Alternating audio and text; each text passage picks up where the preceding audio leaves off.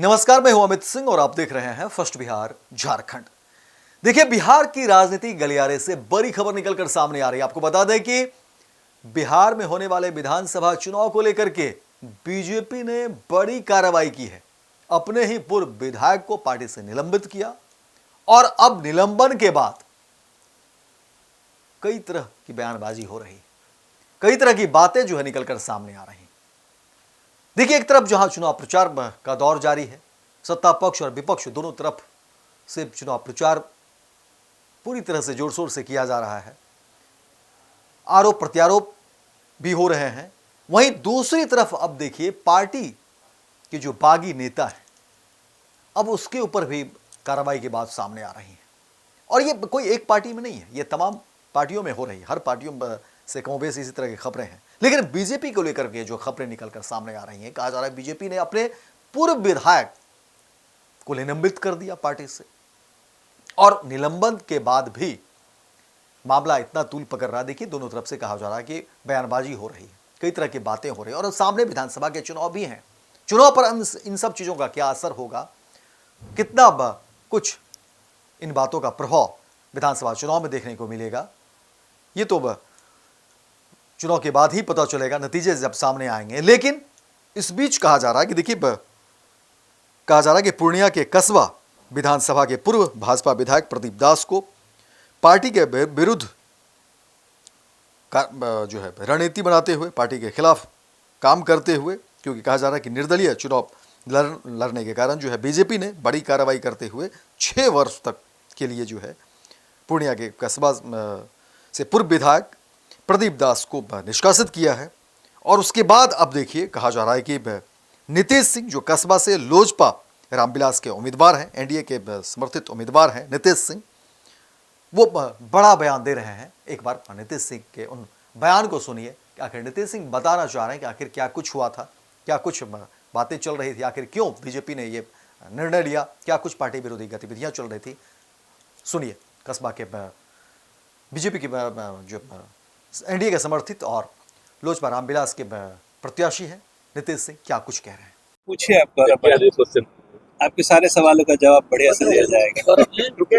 जी, बताया जाए कि जैसा कि जिलाध्यक्ष महोदय ने जानकारी दी कि यहाँ पे जो प्रत्याशी है विधानसभा के निर्दलीय है, वो भाजपा के कार्यकर्ता रह चुके, पूर्व विधायक भी भाजपा के, उन्हें 6 वर्षों के लिए निष्कासित कर दिया। पहले आपके माध्यम से मैं कस्बा और पूर्णिया की सारी जनता को छठ पूजा की ढेर सारी बधाई।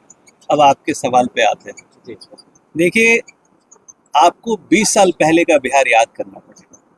अगर आप जब कोई सवाल करते हैं 20 साल पहले क्या था बिहार में, एनडीए मतलब विकास। पिछले 20 वर्षों से एनडीए ने विकास हर क्षेत्र में, चाहे वो हर घर में बिजली पहुंचाने का हो, अब बिजली फ्री है आपको पता ही है, चाहे हर सड़क हर गांव को जोड़ता हो, या चिकित्सा की बात हो, हर डिस्ट्रिक्ट में अगर आप देखेंगे तो एक मेडिकल कॉलेज है, इंजीनियरिंग कॉलेज है, सब कुछ है।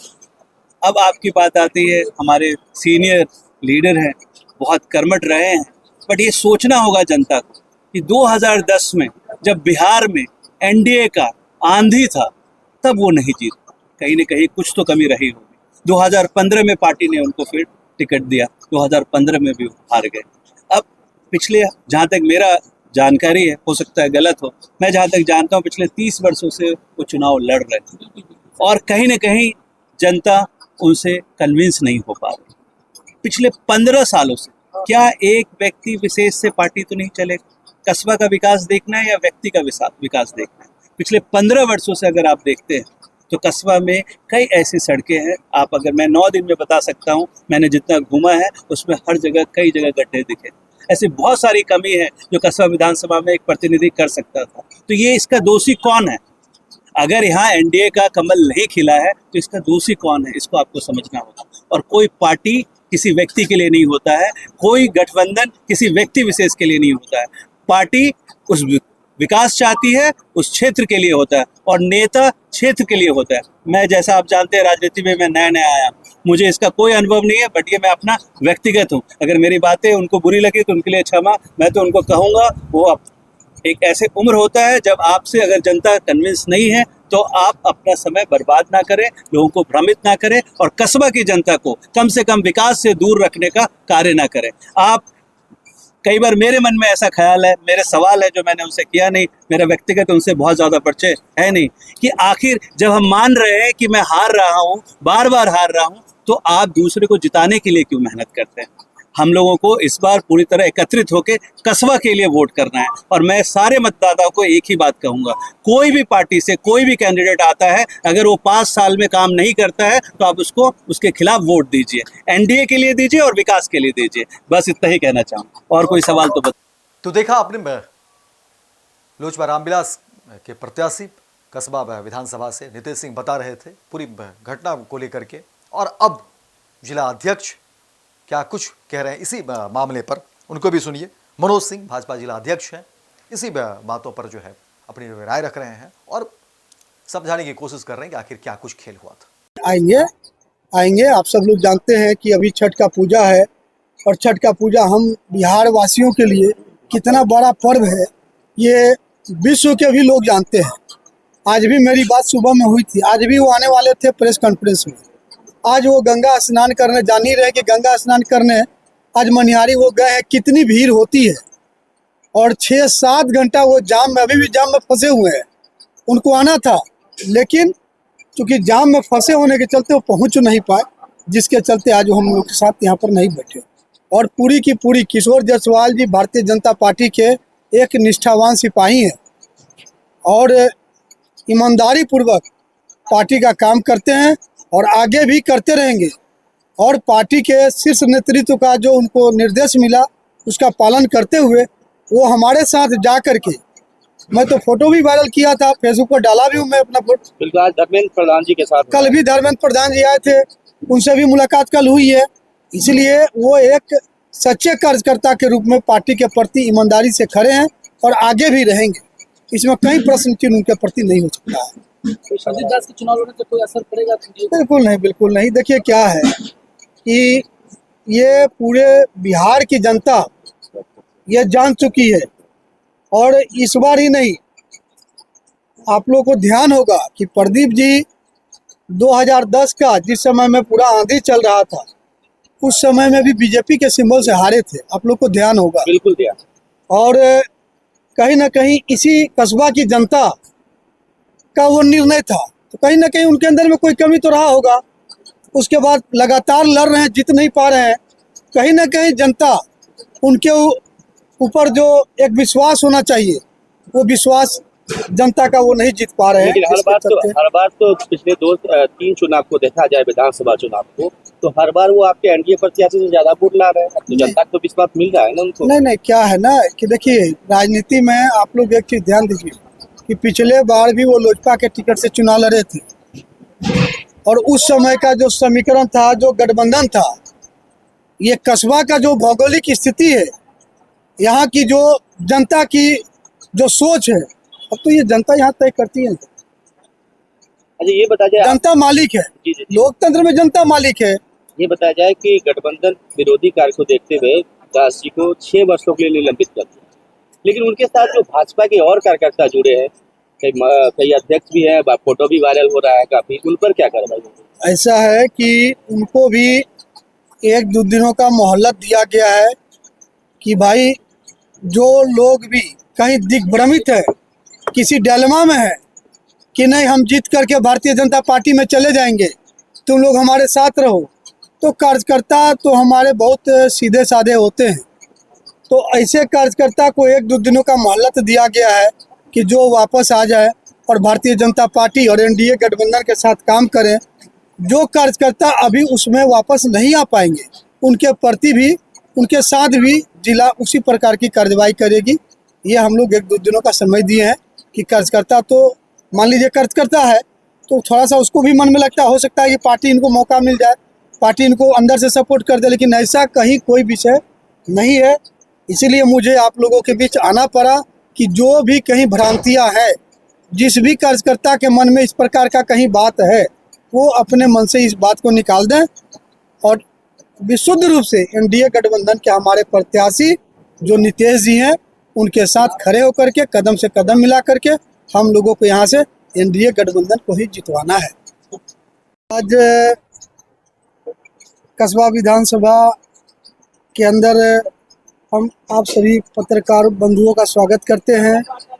और अभी हमारे साथ हमारे प्रत्याशी एनडीए गठबंधन के भाई नितेश जी भी हैं और जदयू के व्यवसाय प्रकोष्ठ के जिला अध्यक्ष भी हमारे साथ बैठे हुए हैं, भाई दीपक अग्रवाल जी।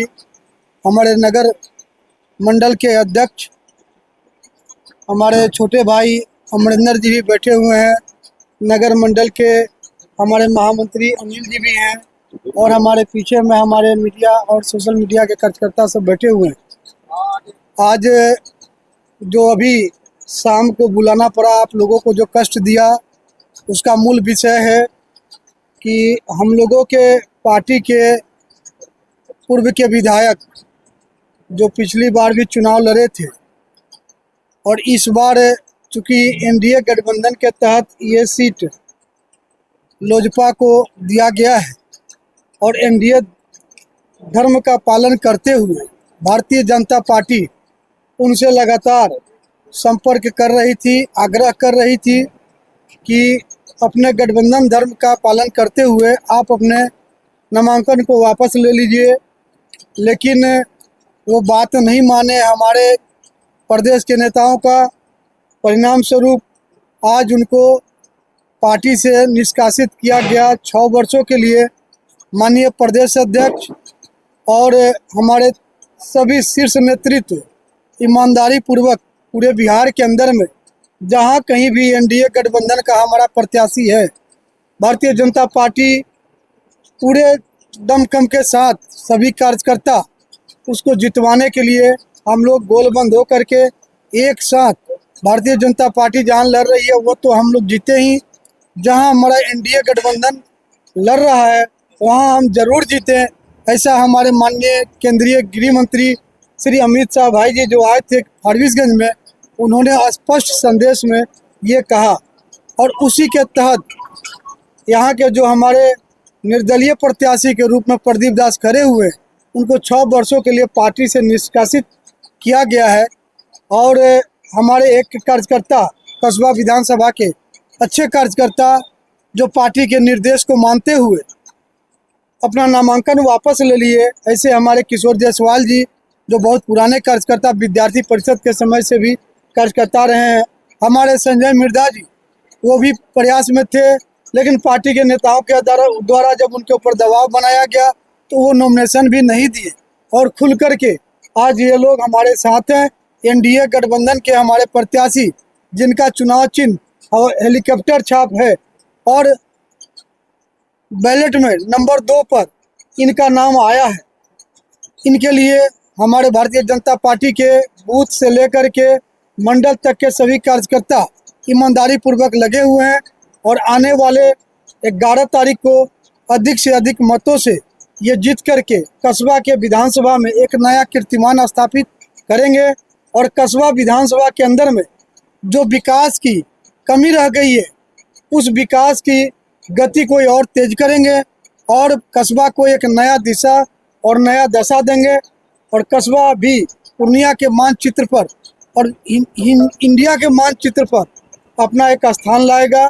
जैसा ही अभी तक पूर्णिया में इनका कार्यक्रम रहा है, जो काम किए हैं, पूर्णिया जिला का एक काफ़ी नाम हुआ है। जो हमारा वहाँ पर में फेयर होटल खुला है, पूर्णिया भारत के मानचित्र पर में फेयर होटल को लेकर के एक गिना जाता है। मित्रों, कस्बा क्षेत्र में भी बहुत सारा इनका प्रोजेक्ट चल रहा है और हमको लगता है कि कस्बा की जो जनता है निश्चित रूप से इनके ऊपर विश्वास जताएगी। इनको जब धीरे धीरे लोग जानेंगे, करीब आएंगे, तो लोगों को ये एहसास होगा कि एक अच्छे प्रत्याशी को एनडीए गठबंधन के तहत टिकट दिया गया है। और हम माननीय चिराग पासवान जी को भी धन्यवाद देंगे। हम अपने माननीय प्रदेश अध्यक्ष माननीय दिलीप जायसवाल जी को, जितेंद्र मांझी जी को और उपेंद्र कुशवाहा जी को भी हम बधाई और धन्यवाद देंगे कि सबों ने मिल करके एक अच्छे प्रत्याशी का चयन करके कस्बा विधानसभा में भेजा है और हम सभी एनडीए गठबंधन के कार्यकर्ता मिल करके इनको जितवाने का काम करेंगे। मित्रों, आज विशेष करके इसी के लिए आप सबों को कष्ट दिया गया था, आप लोगों को बुलाया गया था। बहुत बहुत धन्यवाद। 1-2 सवाल है। तो देखिए ये लगातार जो है बातें हो रही हैं और कोशिश यही हो रही है ताकि जो जनता है उसके उनके बीच भी ये मैसेज जाए कि आखिर नेता क्या कर रहे थे। जाहिर तौर पर पहले से पार्टी के साथ जुड़े हुए थे तो कोई कन्फ्यूजन नहीं हो, इसलिए कोशिश की जा रही है पार्टी की तरफ से, नेताओं की तरफ से कि सच्चाई को सामने रखने की। देखना दिलचस्प होगा जनता इसको किस नज़रिए से देखती है, जनता के बीच किस तरह का मैसेज जाता है और चुनाव में इन तमाम चीज़ों का परिणाम क्या कुछ निकल कर सामने आता है। फिलहाल इस खबर में इतना ही, दीजिए इजाजत। लेकिन दिन भर की तमाम खबरों को देखने के लिए आप देखते रहिए फर्स्ट बिहार झारखंड। घुटने का दर्द जिंदगी रोक देता है, लेकिन जीवन दान हेल्थ पटना में doctor Ashwini Gaurav, head of orthopaedic and joint replacement, हजारों मरीजों को फिर से चलने की ताकत दे चुके हैं। ये बदलाव सिर्फ सर्जरी से नहीं आते, ये भरोसे, सही देखभाल और सही समय पर लिए गए फैसलों से आते हैं। 24/7 emergency, ultra modern OT, 3D cath lab, MRI, CT scan, सब एक ही छत के नीचे। जीवन दान हेल्थ, जहाँ कदम फिर से बढ़ते हैं।